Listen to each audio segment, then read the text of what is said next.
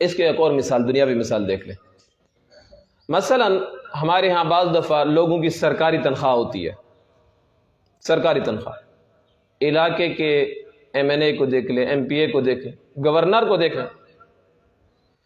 Governor کی اگر تنخواہ ہو، میں مثال دیتا ہوں، 4 لاکھ روپے ہو، ایک گورنر کی تنخواہ 4 لاکھ ہو مثال کے طور پر، اور اسی صوبے میں ایک بندہ فیکٹری میں کام کرتا ہو اور وہ ماہانہ 20 لاکھ کماتا ہو، اب اجر کس کا زیادہ ہے؟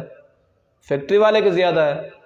صوبے کے گورنر کا جو اجر ہے، جو تنخواہ ہے، وہ 4 لاکھ ہے، اور اسی صوبے کے اندر ایک عام سا بندہ جو فیکٹری چلا رہا ہے، اس کا اجر، اس کی مزدوری، اس کی ماہانہ آمدنی 20 لاکھ ہے۔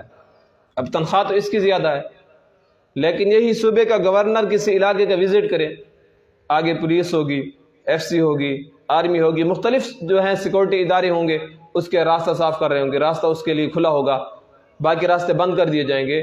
پھر اگر یہی فیکٹری والا بندہ بھی راستے سے گزرنا چاہے نا، تو پولیس والے سے روک لیں گے، صبر کرو، صوبے کا گورنر آ رہا ہے، وہ گزر جائے، آپ نے بعد میں گزرنا ہے۔